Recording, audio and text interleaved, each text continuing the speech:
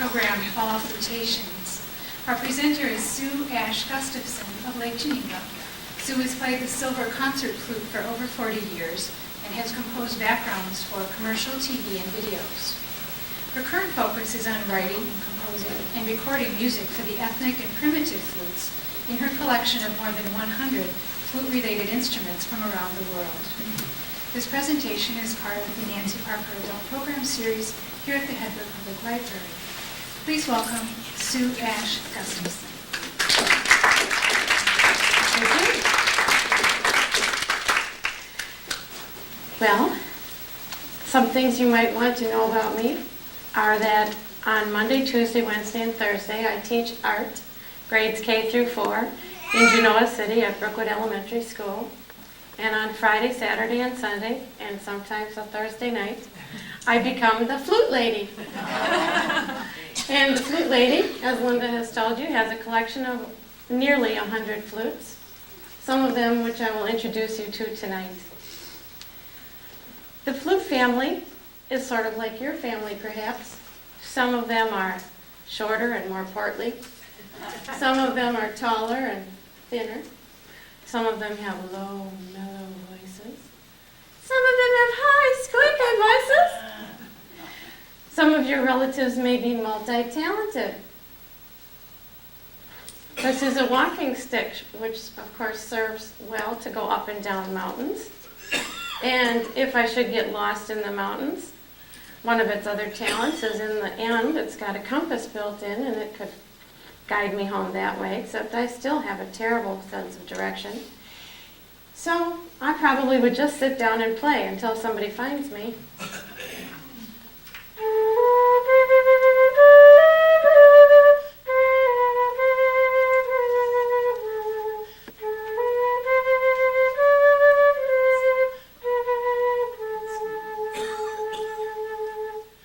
Sort of melancholy sounding, but that's how I feel when I get lost. So it's very appropriate.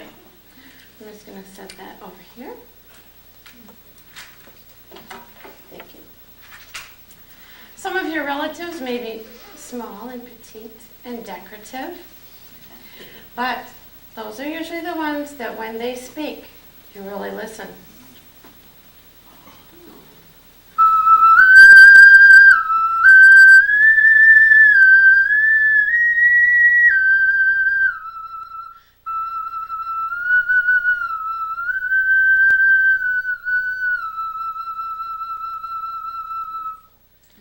Thank you. Now, let's go to these. These are all related in that they all have a fipple. What's a fipple?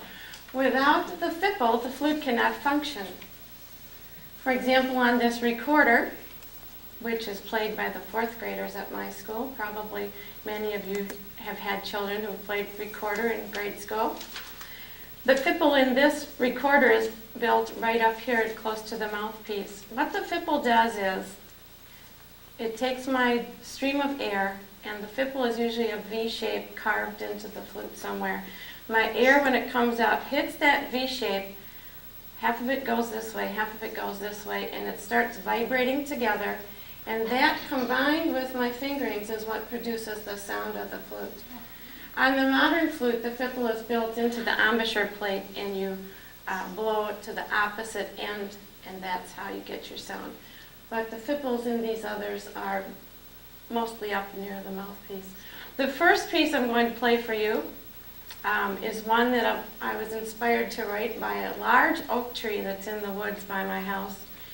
And the piece is called His Majesty the Oak, because this particular oak tree, although there are other more modestly sized oak trees, this oak tree is definitely in charge of the forest by my house.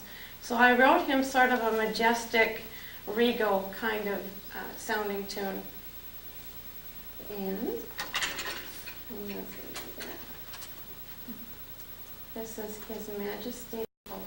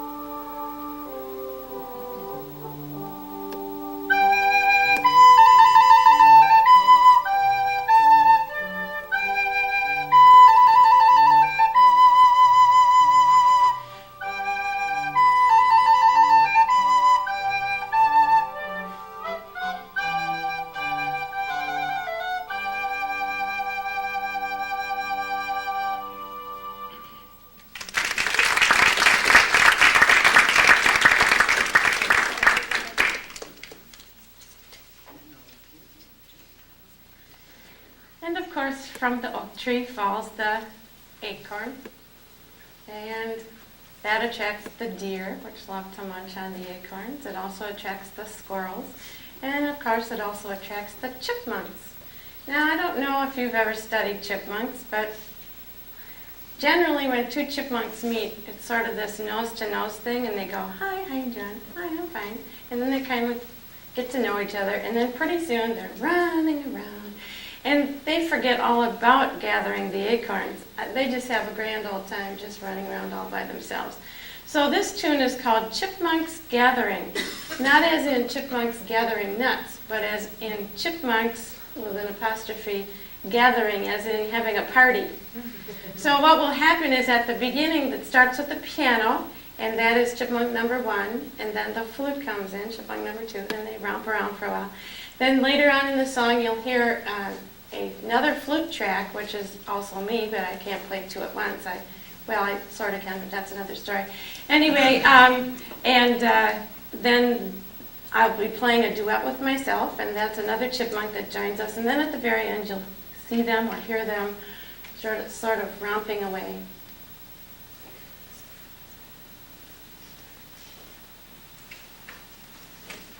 Chipmunks Gathering.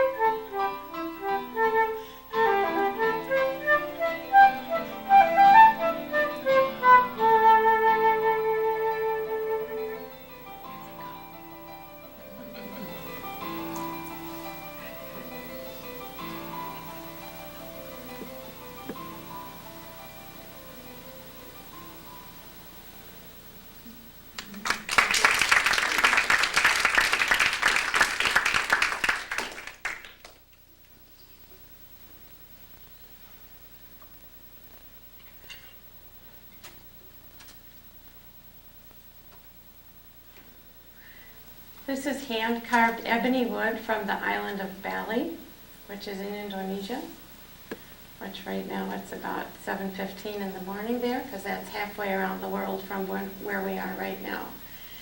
I had friends who lived there for a while and brought this back as my souvenir. It's an amazing thing, though. They went back a couple years later, went to the same island, same store, bought a flute they thought looked just like this one. Doesn't play at all. It's just terrible. So primitive flutes are very interesting that way. You really need to actually play them to see if they work or not. This song that I'm going to play for you sort of leads into fall. Along the roads right before fall sets in, we see the Queen Anne's lace blooming along the road. And at night, the Queen Anne's lace folds up for the evening. So I wrote a lullaby that's titled Her Royal Highness Queen Anne Sleeps. Actually, the title is HRH, Queen Anne Sleeps, but nobody gets that. So, Her Royal Highness Queen Anne sleeps. A lullaby.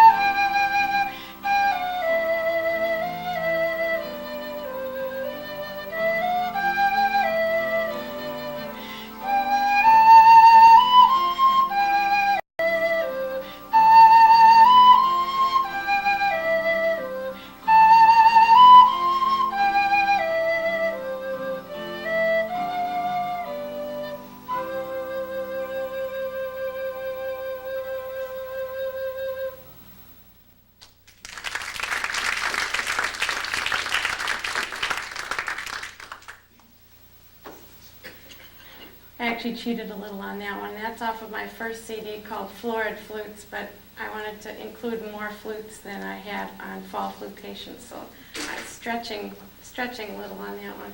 This is also from Florid Flutes. This is a PVC pipe flute. Under most conditions, you see it under your sink or coming up to your toilet. It's used for plumbing, but it makes a very nice flute.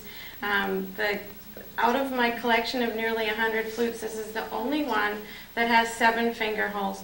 I don't know why. It's just how it is. So it's fingered a little differently than all the rest, but it's got a lovely, huge sound.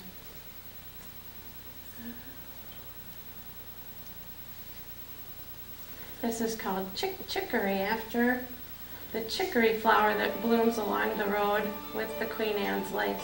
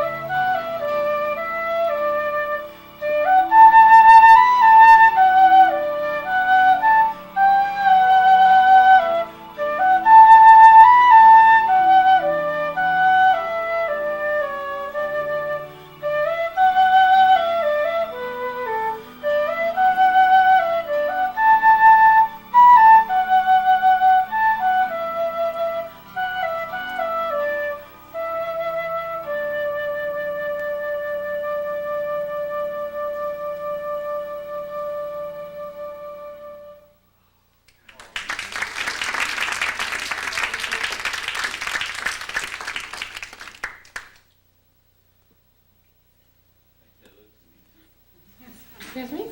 You make that look too easy. Oh, thank you very much. That's what the person who made that flute thought too.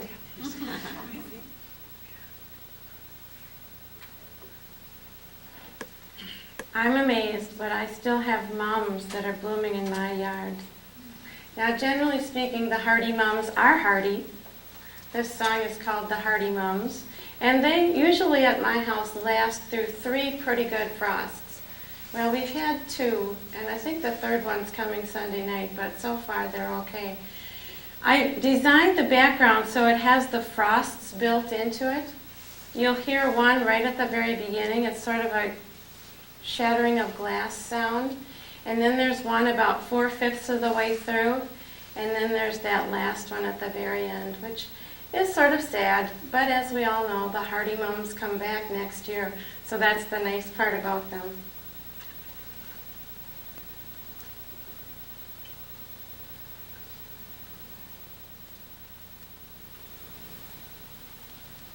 This is the hardy mums.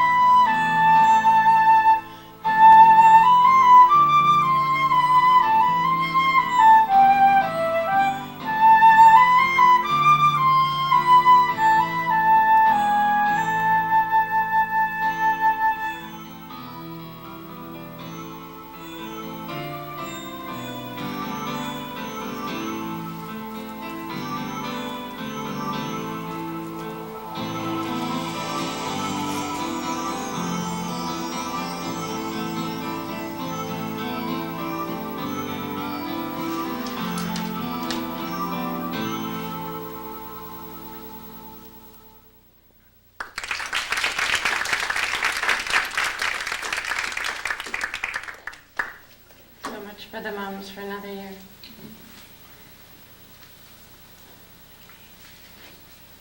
This is a fun one coming up. This is called the Bird Bath Boogie. Now, we have a heated bird bath in our yard, and on a warm autumn day, the birds just pile in there and have a grand old time.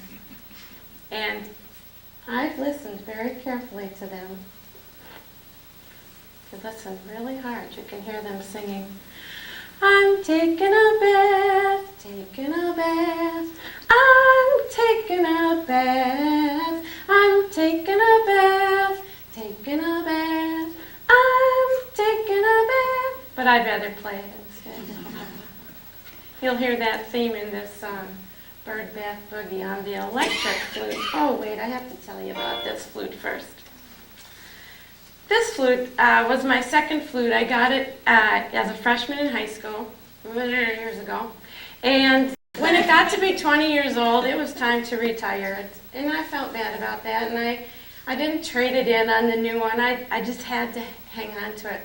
Well, my husband knew that I loved this flute, and so he snuck it out of the house, and he had it wired with a transducer. So now it's functional again, and it's a whole different flute because it's electrified.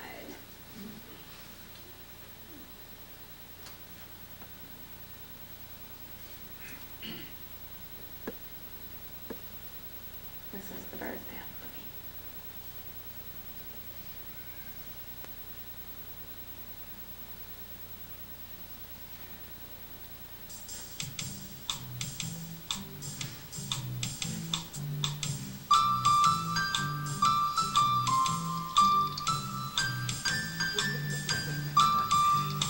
It's a toe tapper.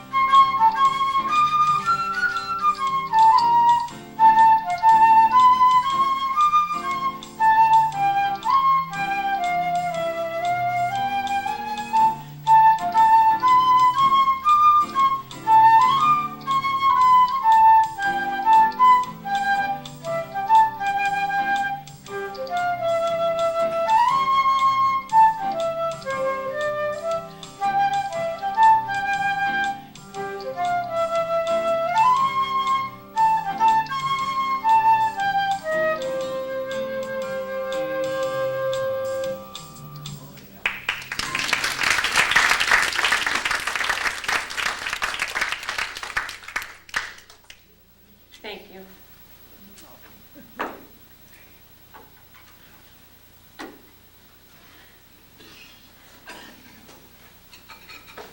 How many of you have either done or know someone who's done ceramics? A few people? Okay. This is a ceramic flute. Simply a hollow ceramic tube that's been glazed and fired. Oh, simply. Listen to me talk. Have no idea how it works. It just works. It's great. It's like singing in a tile bathroom. The sound just sort of bounces around in there, and it's huge. It's really great.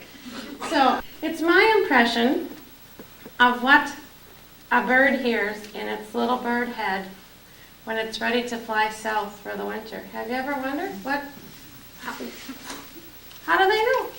Well, who knows? They might hear this song in their little head. It's sort of a regimental kind of thing, and you can almost see those geese just getting into line and heading south. So this is a call to migrate.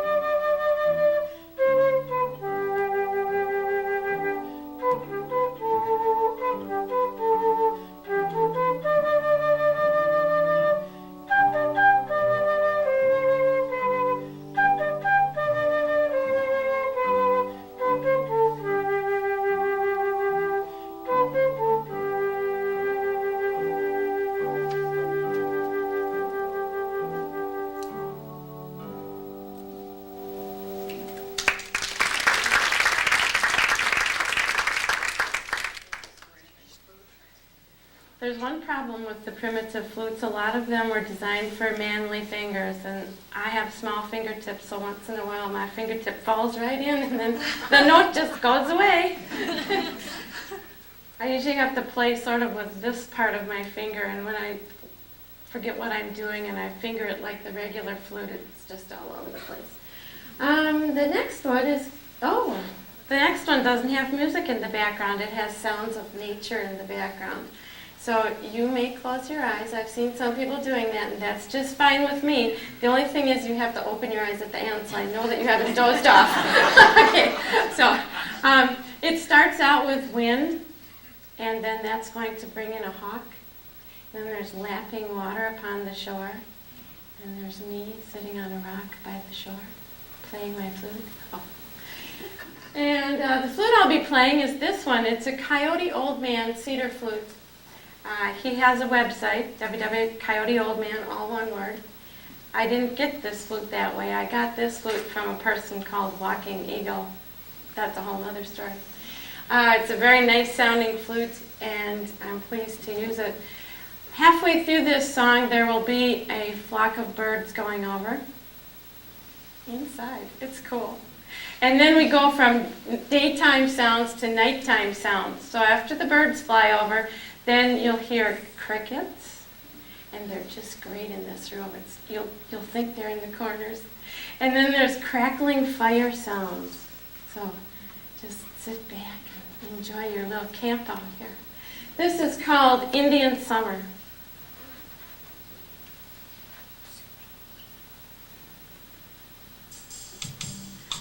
No, it's not. That's Birdback Boogie. Let me see if I can get what I want. It's like a computer. You know if something went wrong. You know it's you and not the machine. Oh.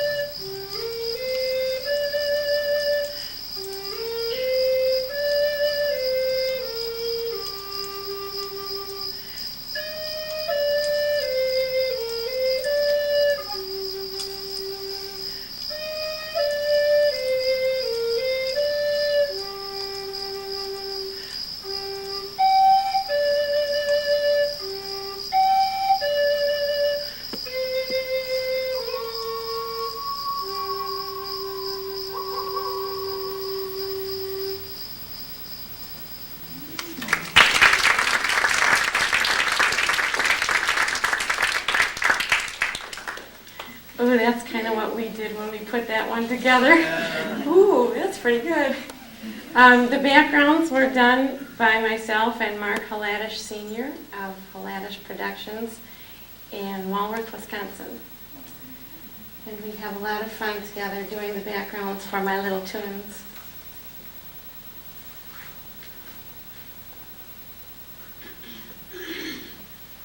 A lot of my songs are written on the silver flute first, and then I put them on other flutes. Sometimes they never make it off the silver flute because that's what I think they sound the best on.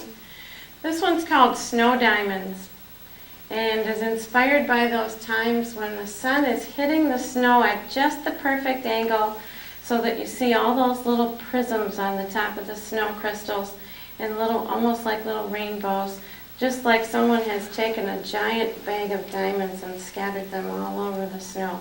So this is called Snow Diamonds.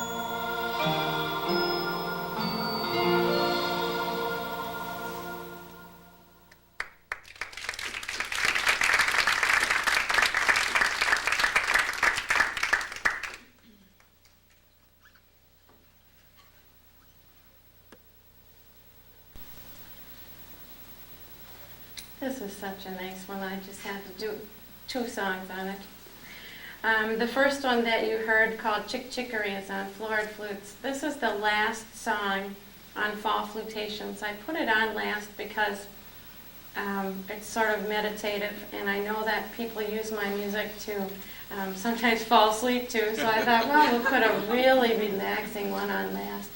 And besides, it's got this really cool little Jiminy Cricket note right on the end. It just goes twinkle. This is called Autumn Prayer, and I like to dedicate it every time I play it to the creator of the PVC Pipe Flute, George First. I got this flute probably 20 years ago from George at a craft fair where he used to sell them. And when I used it 3 years ago on my first CD, I dug out the business card that I got back then with the flute, and I thought, oh sure, he's still going to be in Baraboo. But believe it or not, he was. And just thrilled that I was still using one of his flutes because he had long ago stopped making them. So we exchanged several letters, and he gave me a very, I don't want to say severe, but well-rounded critique on my first CD, and I used a lot of his comments to better my project, and including the Nature Sounds song of Indian Summer. That was his idea. So this is Autumn Prayer dedicated to George First.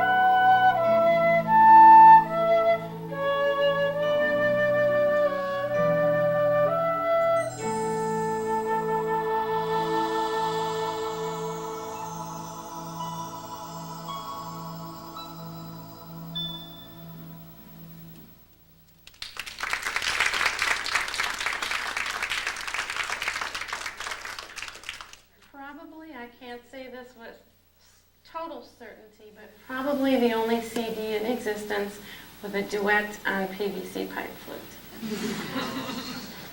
Well, I was going to end the program with that song originally, and then I thought, oh my gosh, it's going to be close to 8 o'clock, and they're going to be so sleepy by the time I end with that. I'm going to be responsible for dozing off on the way home. So I brought my Irish penny whistle. There's one fast-paced tune on each CD. I already played Bird Bath Boogie for you. That's the one that came out of the big band tunes that my mom and dad played in a band that they were in. My mom played keyboards and my dad played drums. And so that one just came out of me naturally. And I was also raised on polkas. And so on my first CD, a polka came out on the penny whistle. I couldn't help myself. So this is a song that people either really like or really don't. It's kind of like green olives. You know, you either really like them or. So I'm sorry if you feel you should have left after autumn prayer. I understand that, but I don't want you to doze off on the way home. So this is the crowd participation song. Okay, now if the person next to you is asleep, give them one because this is going to wake them up. All right. The polka goes cruising along, and my fingers will be here, so there's no way I can direct you. So I figure, well, the only thing I can do is do this. So I'm left-handed, so I'm left-winged too. So, not politically, but so when you see this happen, you have to go, hey. Now the music's going to go bum, bum, bum, hey. It's real naturally. If you ever heard a polka in your life, you're going to know right where those go. There's 2 in the beginning, and then towards the middle, there's a fake-out part where it's going to go bum, bum, ba-da-dum, bum, bum. If you put a hey in there, that's okay, because people do. It's an easy mistake. Then there's 2 more heys in the middle, and then right towards the end, I'm double-tonguing. I'm going,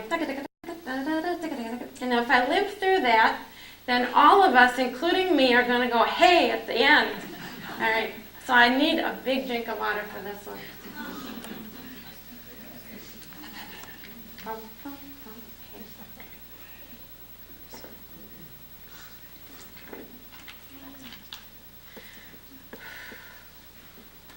right, I think this is the latest at night I've ever played this. So. Switch back to the flowers. No, we don't want that one again.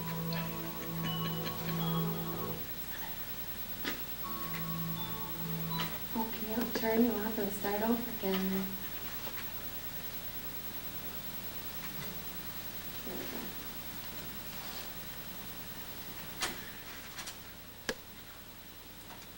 Once again, it was my mistake, not the machine. Just figured out what I was doing wrong. So, this is the periwinkle polka on the penny whistle. I neglected to tell you the title, because the little blue periwinkles bloom almost all year long.